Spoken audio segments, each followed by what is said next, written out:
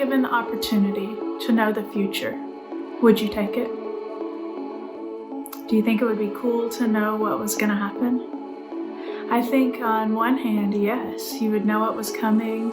You could be prepared for it, either good or bad. On the other hand, I don't think I would want to know the future, because then I would know what was going to happen and I would worry about it maybe, or it might seem overwhelming to know everything that was going to happen and everything you were going to have to do, or everything that was going to happen to you.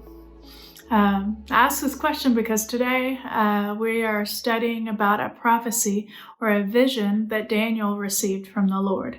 And previously we've talked about how other people have had dreams and Daniel has interpreted them. But in this one, Daniel has had the vision, and he is telling us in the book of Daniel what his vision is. And as we read this vision or this prophecy, it might seem a little confusing. It's talking about beasts, and some of them have like multiple heads and some of them have horns, and it might be like, okay, but I don't know what this is. I don't know what's going on. And it might help us before we read it to know that each of these beasts or animals represents a nation. Kind of like our national animal in the United States is the eagle. So like if you see a bald eagle, you would know that it probably represents the United States, right? So each of these animals represents a different nation. So as we read this, I want you to be thinking about it just in the back, keep it in the back of your head. Each beast represents a different country or a different nation. So we're going to be in Daniel chapter 7, and we're going to start by reading verses 1 through 8. Earlier, during the first year of King Belshazzar's reign in Babylon, Daniel had a dream and saw visions as he lay in his bed. He wrote down the dream, and this is what he saw.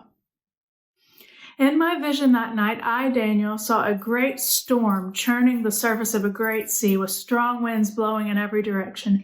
Then 4 huge beasts came up out of the water, each different from the others. The first beast was like a lion with eagle's wings. As I watched, its wings were pulled off, and it was left standing with its 2 hind feet on the ground like a human being, and it was given a human mind. Then I saw a second beast, and it looked like a bear, and it was rearing up on one side, and it had 3 ribs in its mouth between its teeth. And I heard a voice saying to it, "Get up, devour the flesh of many people." Then the third of these strange beasts appeared, and it looked like a leopard, and it had 4 birds' wings on its back, and it had 4 heads, and great authority was given to the beast. Then in my vision that night, I saw a 4th beast, terrifying, dreadful, and very strong. It devoured and crushed its victims with huge iron teeth and trampled their remains beneath its feet.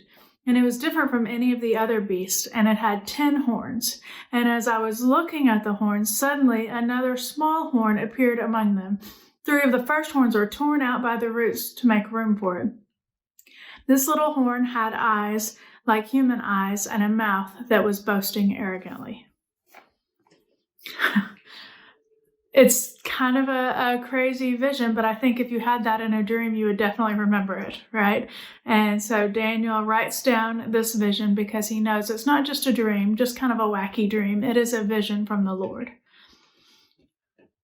And I told you before this that each of the animals represents different nations or different countries. And there's been lots of research about it. And it's talking about the lion represents Babylon.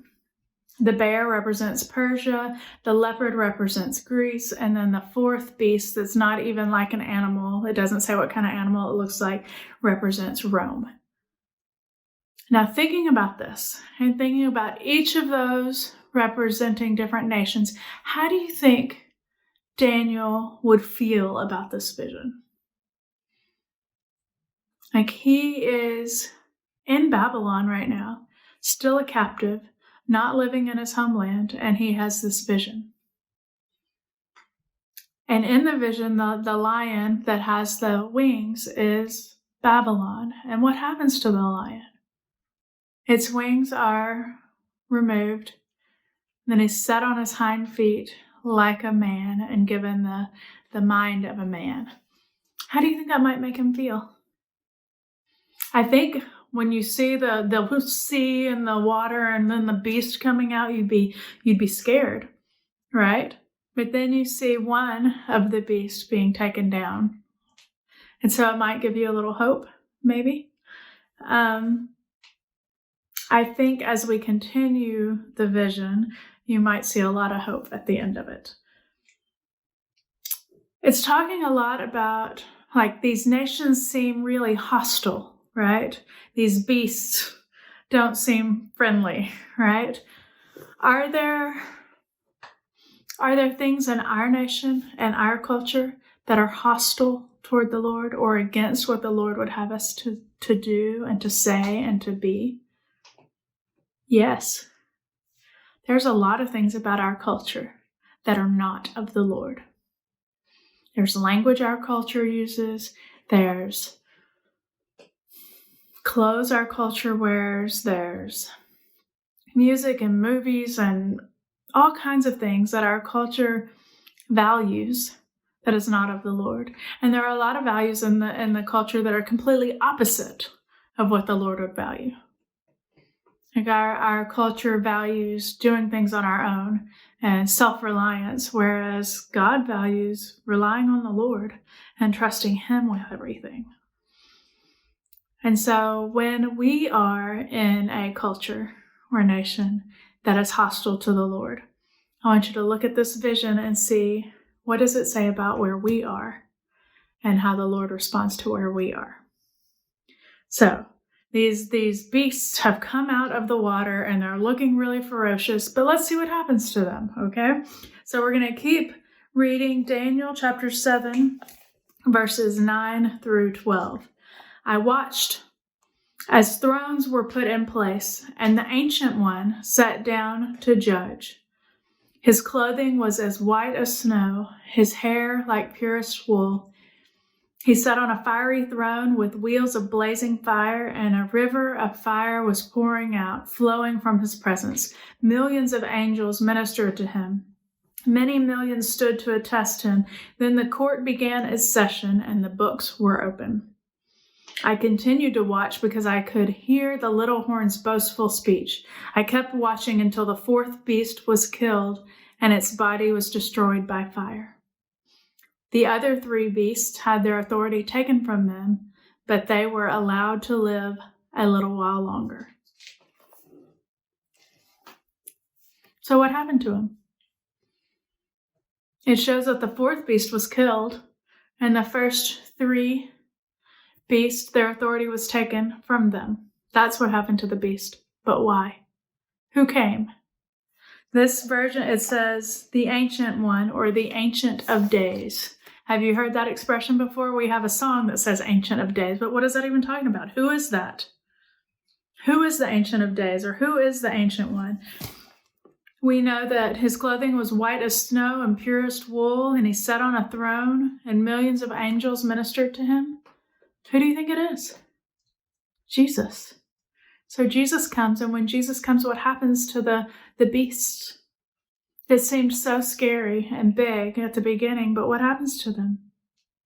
Their authority is taken from them, and one of them is killed. Who is in control? Jesus. He's the one that's in control. Even though these beasts have horns and lots of heads and wings and all of this, who's in control? Jesus. Jesus is. How should this affect how we view things? Like sometimes I think we get scared about things, or we see things that evil is happening and you feel like the evil is in charge. But what do we know? We know that God is in charge, that the evil will be destroyed eventually, right? Let's keep reading. Daniel 7, 13 and 14. And as my vision continued, I saw someone like a son of man coming with the clouds of heaven. He approached the Ancient One and was led into his presence. He was given authority, honor, and sovereignty over all the nations of the world, so that the people of every race and nation and language would obey him. His rule is eternal. It will never end. His kingdom will never be destroyed. So we see this Son of Man coming with clouds of heaven. How do we know? How do we know what this is talking about? How do we know if this is talking about Jesus or somebody else? Let's turn to Matthew chapter 26, verses 63 through 65. So Matthew 26, verses 63 through 65. And this is at Jesus' trial before he is executed on a cross. And it says, so the high priest is questioning him, and the high priest says, I demand in the name of the living God, tell us if you are the Messiah, the Son of God. And Jesus replied, you have said it. And in the future, you will see the Son of Man seated in the place of power at God's right hand and coming on the clouds of heaven. Then the high priest tore his clothes to show his horror and said, blasphemy. Why do we need other witnesses? You have heard his blasphemy. And if we don't know about this prophecy or this vision in Daniel, we'd be like, okay, why is the high priest getting so mad? Or what was Jesus even talking about, right? But we see that Jesus has responded with words from Daniel. And he says, you will see the Son of Man coming on the clouds of heaven, which is what Daniel says. And what does Daniel say about the person that's coming on clouds of heaven? That he approached the Ancient One, was led into his presence, and was given authority, honor, and sovereignty over all the nations of the world, so that every race and nation and language would obey him, and that his rule would be eternal, and it would never end, that his kingdom would never be destroyed. So the high priest says, are you the Messiah? And Jesus says, I'm the one. I'm the one that's coming with all the authority and all the honor and all the sovereignty. And my rule will never end. That's what Jesus was saying there. And because the high priest did not believe that he truly was the Messiah, he called him blasphemous, or saying, you're saying that you're God and you're not. But we know that he is. We know that he is the one that this prophecy is talking about. So what does this mean for us? For Daniel, it might have meant Babylon's not going to last forever. You're not going to be in captivity forever. This is a human kingdom, and you are not going to be stuck here. You are a citizen of heaven, a child of God, which means you are not going to be in captivity on earth forever. Babylon will be destroyed. But for us, what does it mean? When we look around and we see things that are not going the way they should be going, maybe, or things that are not of the Lord, or maybe we see people that are doing really evil things and getting away with it, or the people that are in power on earth are not followers of the Lord. And we might get scared or nervous or maybe even irritated about it. Like, what does this mean? What does this prophecy mean for us? It means that no matter what, God is in control. The beasts, the nations that are not following the Lord will be destroyed, or their authority will be taken away. Because whose authority is forever? Only God's. God's is the only authority that lasts forever. His kingdom is the only kingdom that lasts forever. We are children of the King, which means we are part of a kingdom that lasts forever. And that's the point of this. That even when it seems like things are not going well, or things are not going the way they should, they will end up exactly how they should, because God is in control. I hope you guys have a great week.